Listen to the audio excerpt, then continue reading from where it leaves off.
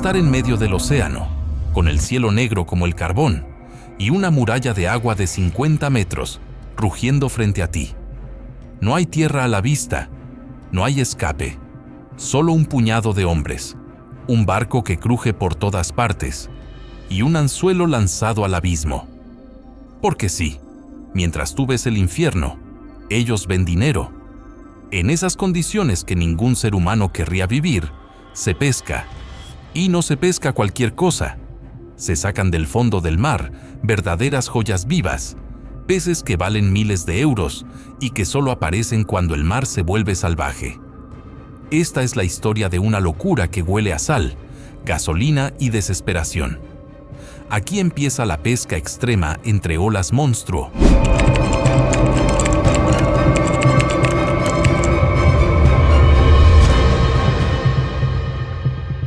Y por cierto, recuerda a suscribirte y dejarnos un comentario para ayudarnos a hacer la comunidad más grande de pesca en YouTube. Cuando el océano se vuelve violento y los barcos se tambalean como juguetes, comienza la pesca más rentable del planeta. En estas condiciones infernales, no se busca al pez fácil, se va a por los gigantes. El bacalao del Atlántico Norte, por ejemplo, se convierte en un trofeo en medio de la tormenta. Los más grandes pesan más de 40 kilos y se cotizan como oro en mercados de Noruega y Japón.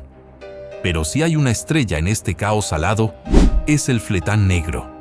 Un pez que puede superar los 2 metros y que vive en las profundidades donde la presión mata a cualquier otro ser. Sacarlo del agua entre olas que rompen la cubierta es casi imposible, pero un solo ejemplar puede venderse por más de 1.200 euros. También está el rape, ese pez feísimo que parece salido de una pesadilla, pero cuya carne es considerada un manjar. Se pesca a más de 600 metros de profundidad, justo cuando el mar ruge más fuerte. Y por si fuera poco, hay cangrejos reales, langostas naranjas y hasta merluzas gigantes que solo se dejan ver cuando las aguas se agitan.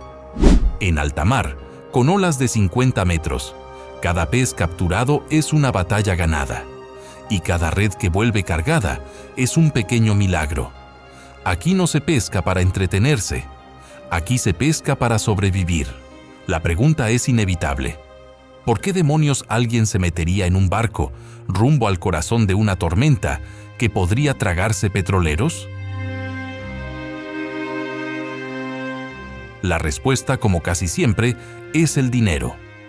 Porque la pesca extrema no es solo una locura, es una mina flotante. En una campaña de varias semanas, un solo marinero puede ganar entre 10.000 y 20.000 euros.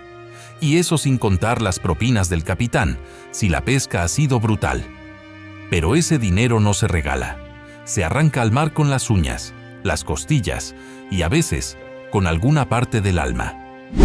En las aguas del mar de Bering, por ejemplo, los pescadores de cangrejo real se juegan la vida por una razón muy clara. Cada cesto que sube puede tener marisco valorado en más de 5.000 euros.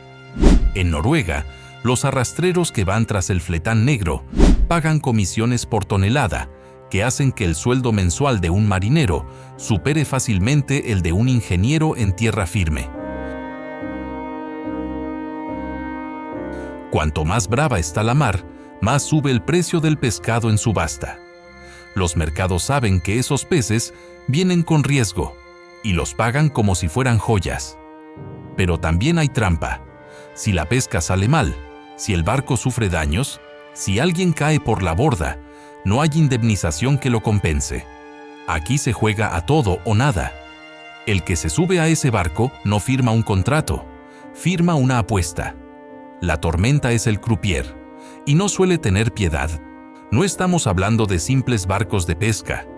Estos son verdaderos monstruos de acero, diseñados para aguantar golpes que harían añicos a un edificio.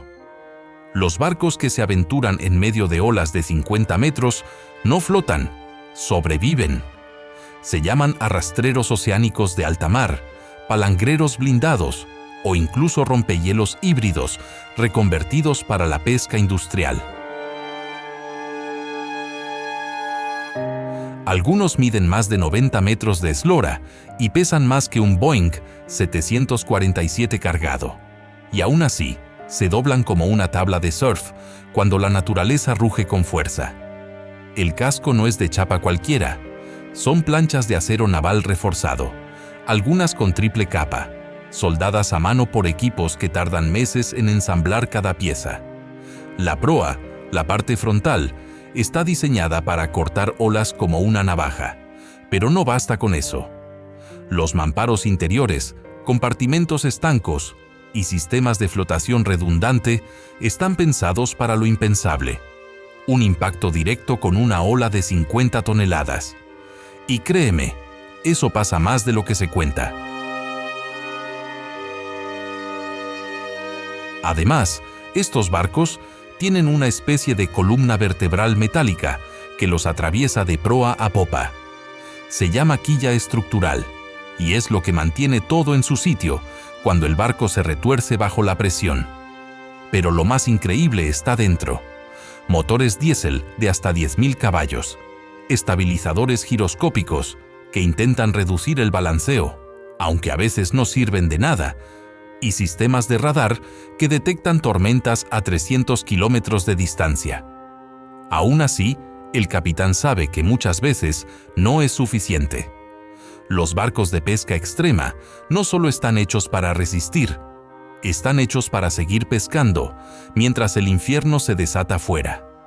Las cubiertas están cerradas, las redes se controlan desde salas de mando digitales y los compartimentos frigoríficos pueden albergar toneladas de pescado a menos 25 grados Celsius. Pero incluso con toda esa tecnología, cuando una ola rompe encima, todo tiembla. La estructura gime, la tripulación se agarra a lo que puede. Y si algo falla, no hay ayuda, no hay helicóptero, no hay tierra, solo marzo, solo frío, solo miedo. Y un barco que intenta no partirse en dos. Sobrevivir no es cuestión de suerte, es cuestión de costumbre, de aguantar lo inaguantable, de no volverse loco cuando llevas 6 días sin ver el sol y el barco parece una lavadora gigante en la que tú eres la ropa. En alta mar, con olas de 50 metros, el cuerpo humano no está hecho para funcionar, pero aún así, estos hombres lo hacen. ¿Cómo? Con una mezcla de resistencia física brutal, mente de acero y un umbral del miedo tan alto que parece irreal. Dormir es un lujo. Se hace por turnos de 3 o 4 horas, en camarotes del tamaño de una cabina telefónica, donde el colchón se amarra con correas para que no salga volando. Comer es otra hazaña. El comedor se convierte en una pista de patinaje. Los platos se fijan a la mesa con ventosas y el estómago protesta cada vez que intentas tragar. Pero hay que comer, porque si no comes, te desmayas. Y si te desmayas, te vas por la borda. El cuerpo está en guerra constante. El frío polar te muerde los dedos. El viento te empuja contra los mástiles y la humedad lo inunda todo. La ropa nunca se seca. Los músculos duelen por el esfuerzo de mantenerse de pie, mientras el barco se eleva y cae como un ascensor descontrolado.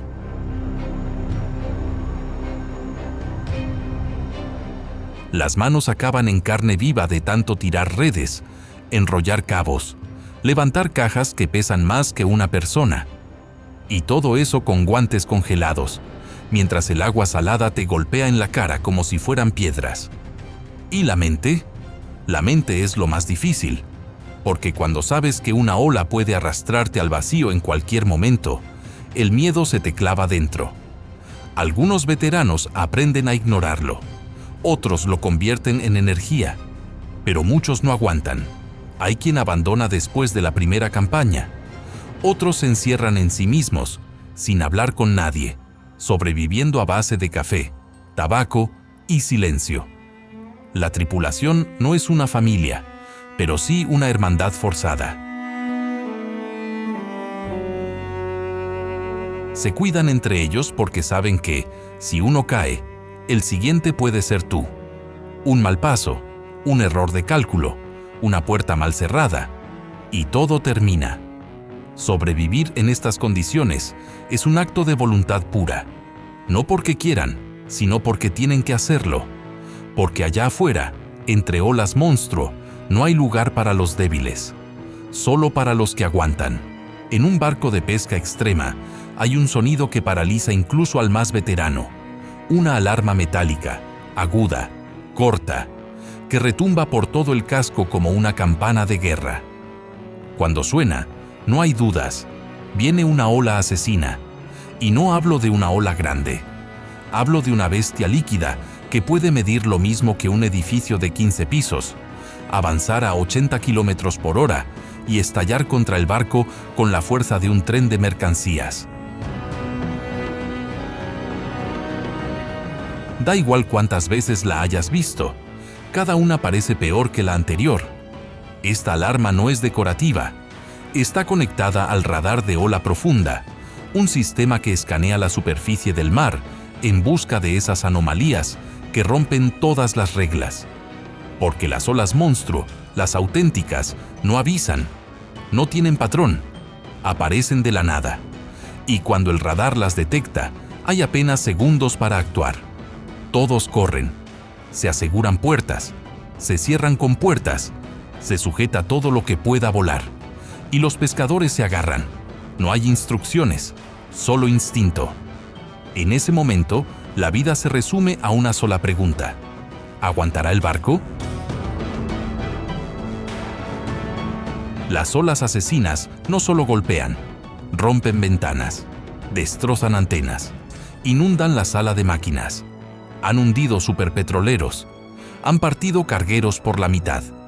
Y en un barco de pesca, con cubierta abierta y redes desplegadas, el riesgo es aún mayor. Si la ola rompe en el ángulo equivocado, puede arrastrar a un marinero como si fuera una servilleta. Y si lo hace, no hay forma de volverlo a subir. Los veteranos lo saben. Han visto lo que pasa cuando alguien resbala en el momento justo, cuando la borda no aguanta, cuando el peso del agua rompe las compuertas. Por eso, cuando suena esa alarma, el barco entero se convierte en un organismo tenso, preparado para resistir o morir. Es un infierno de segundos que se hacen eternos, una cuenta regresiva sin garantías. Y cuando la ola pasa, si el barco sigue en pie, si todos siguen a bordo, nadie grita de alegría. Solo se miran, se sacuden la sal del rostro y vuelven a trabajar. Porque allá afuera, en el reino de las olas monstruo, el miedo no se celebra, se sobrevive y punto. Cuando la ola asesina ya ha pasado y el barco sigue flotando por puro milagro, no hay descanso, no hay pausa para respirar ni tiempo para procesar el susto. Lo siguiente es volver al trabajo, pescar como si nada. Pero en estas condiciones, lanzar una red es una maniobra suicida. Aquí no se pesca con calma, se pesca en modo kamikaze. Cada movimiento es una apuesta, cada decisión puede costar una vida. Y sin embargo, lo hacen, una y otra vez. Las técnicas de pesca en tormenta no tienen nada que ver con lo que ves en documentales tranquilos o en puertos soleados. En plena furia del océano, se utilizan redes gigantes reforzadas, con lastres de acero y cabos que pueden arrancarte los dedos si se tensan de golpe. Para lanzar el arte, los marineros deben sincronizarse como si fueran soldados. Uno sujeta, otro suelta, otro grita. Todo mientras la cubierta se inclina 45 grados y las botas resbalan sobre hielo, agua y vísceras. El momento más peligroso no es cuando lanzan la red, es cuando la suben. Porque si hay mucho peso y la ola levanta el barco en el instante exacto, el cable puede partirse como una cuerda vieja y salir disparado como un látigo letal. Ha pasado, ha matado, y nadie olvida el sonido de un cable rompiéndose. Es seco, brutal, definitivo. Por eso los más novatos se mantienen alejados del cabrestante, porque saben que ahí es donde mueren los confiados. Y luego está el factor humano, el cansancio, el mareo, el frío que entumece las manos hasta no sentirlas. Todo conspira para que un error ocurra, que se te escape el cabo, que no ajustes el freno, que metas la mano en el momento equivocado. Aquí, una red mal recogida puede trabarse y arrastrarte por la borda. Una caja de pescado puede golpearte como un martillo si el barco cae en seco. Y aún así, siguen pescando. No por locura, sino por necesidad. Porque cada minuto con la red en el agua es dinero. Porque si esperan a que el mar se calme, perderán la zona buena. Y porque saben que si no llenan las bodegas, el viaje habrá sido para nada. Así que lo hacen, bajo lluvia horizontal, viento que grita y un mar que quiere devorarlos.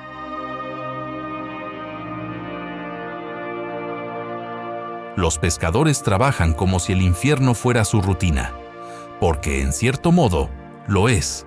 La palabra rutina suena suave, suena a costumbre, a repetición tranquila, pero para un pescador que vive entre olas de 50 metros, rutina significa agotamiento absoluto.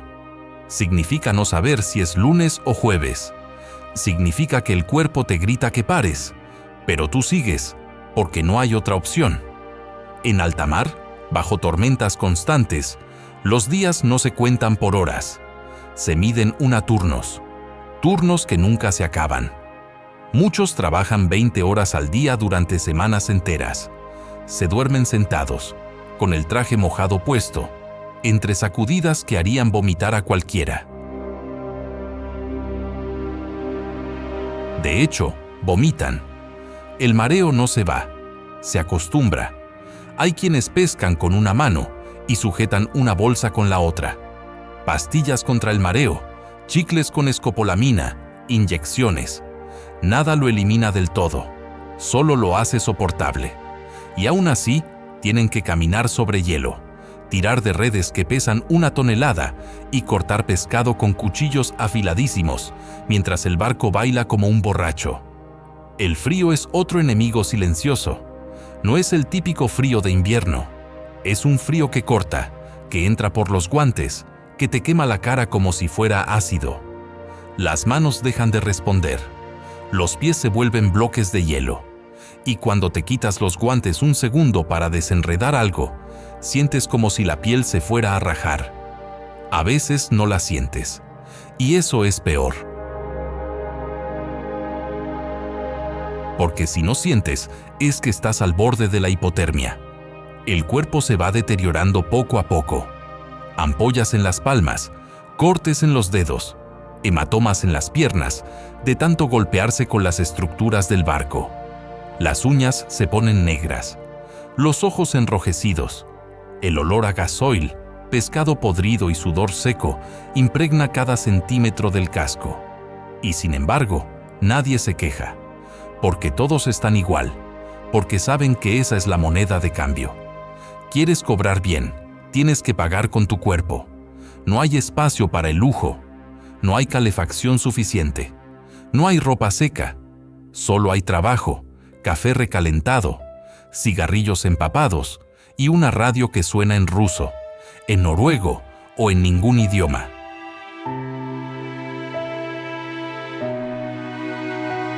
Esta es la rutina del pescador extremo. Un día eterno lleno de peligros que se repiten y que, a pesar de todo, se sobrevive, porque hay que volver a puerto, con las redes llenas y con vida, aunque sea por los pelos, después de días sin dormir, con los músculos exhaustos, el mareo perforándote el cerebro y el frío calándote los huesos, tu cuerpo ya no reacciona igual. Un pequeño resbalón, una ráfaga de viento maldita o una cuerda que se enreda en tu pierna, y en un segundo estás fuera. El mar te traga. La cubierta desaparece. Solo queda oscuridad, rugido, hielo y sal. Caer al agua en medio de una tormenta polar es, sin exagerar, firmar tu sentencia. Las probabilidades de sobrevivir se vuelven ridículas. Y aún así, cada año, Decenas de hombres viven ese infierno. A una temperatura de menos 1,5 grados Celsius, que es habitual en aguas del mar de Bering o del Atlántico Norte en plena temporada, el cuerpo humano entra en shock térmico en menos de 60 segundos. No es una metáfora. 1 minuto. Tu corazón se dispara, hiperventilas y los músculos dejan de funcionar. En 3 minutos no puedes mover los brazos. En 5 dejas de flotar. Y si no te recogen antes de los 10 minutos, lo más probable es que ni siquiera encuentren tu cuerpo. El mar no lo devuelve, se lo queda.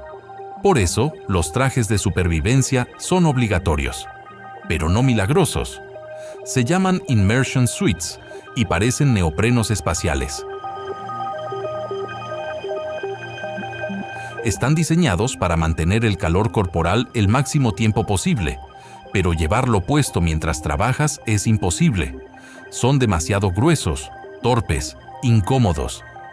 Por eso la mayoría de pescadores trabajan con trajes impermeables térmicos y chalecos automáticos.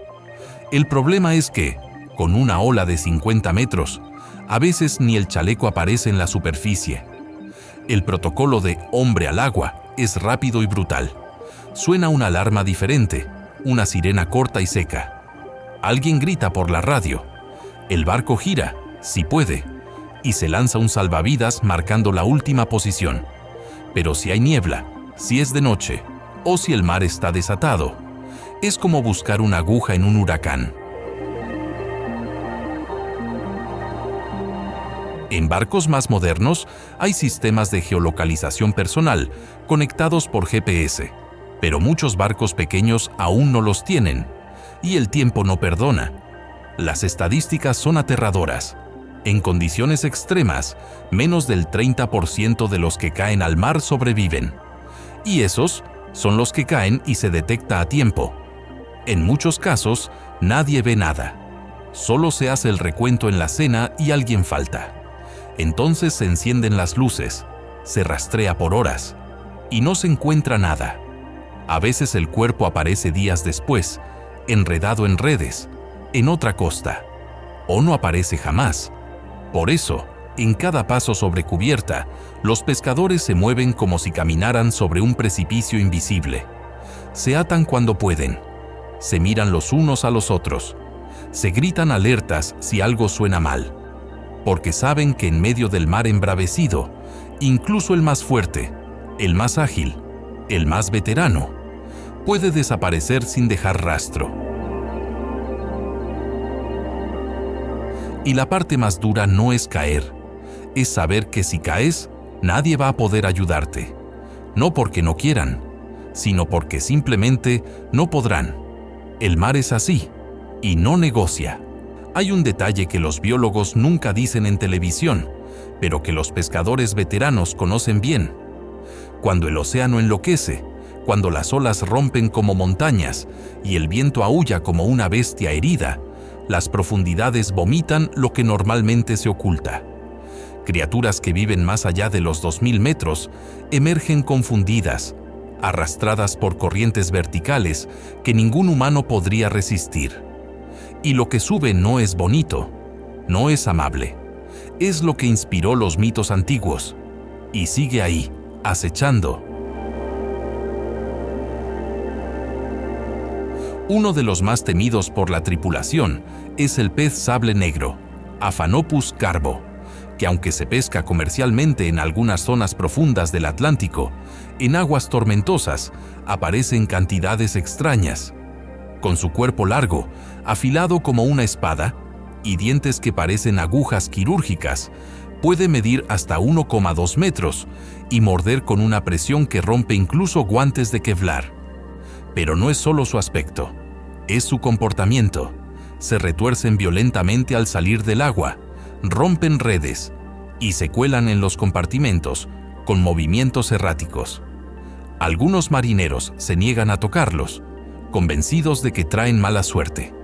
Y más de uno ha tenido pesadillas después de mirar uno demasiado rato. Otro visitante de tormentas es la anguila pelícano, una criatura grotesca que parece un saco con dientes. Vive en la zona batipelágica, a más de 3.000 metros de profundidad, y su boca puede abrirse lo suficiente como para tragarse presas más grandes que su cuerpo. En días normales, jamás saldría a la superficie, pero durante las grandes tormentas, cuando las corrientes oceánicas cambian de dirección, se han recogido ejemplares enteros atrapados en redes de arrastre en zonas como las Islas Feroe o el Estrecho de Dinamarca. Su piel es gelatinosa, sus ojos casi inexistentes y su olor indescriptible, una mezcla entre carne podrida, amoníaco y alquitrán. Más aterrador aún es el tiburón duende, Mitsukurina oustoni, el fósil viviente que parece sacado de una película de ciencia ficción. Su hocico en forma de lanza, mandíbula retráctil y ojos vacíos han hecho que se le conozca como el demonio del fondo. Aunque vive a más de 1.200 metros, ha sido capturado accidentalmente por barcos japoneses durante tifones, cuando las capas del océano se invierten. Se dice que una vez apareció uno vivo en cubierta, aún respirando, y que su mandíbula se disparó hacia adelante al contacto con la luz. Nadie se atrevió a matarlo. Lo dejaron morir solo, como si no quisieran ofenderlo.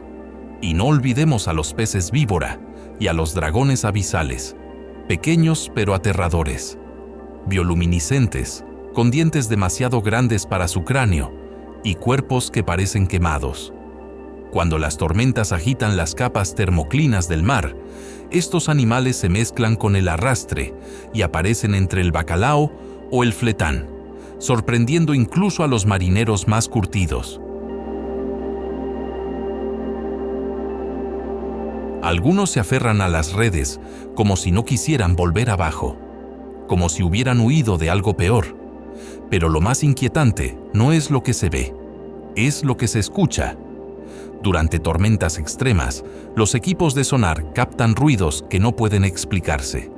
Golpes secos, patrones de eco que se desplazan a velocidades absurdas, frecuencias tan bajas que se sienten en el pecho más que en los oídos. En 1997, el gobierno estadounidense detectó uno de esos sonidos cerca de la Antártida. Lo llamaron The Bloop. Oficialmente dijeron que era hielo rompiéndose. Los marineros no lo creen, y algunos barcos tienen historias que no salen en ningún informe. Redes arrancadas sin explicación, marcas de mordidas gigantes, luces debajo del agua que se mueven sin fuente conocida.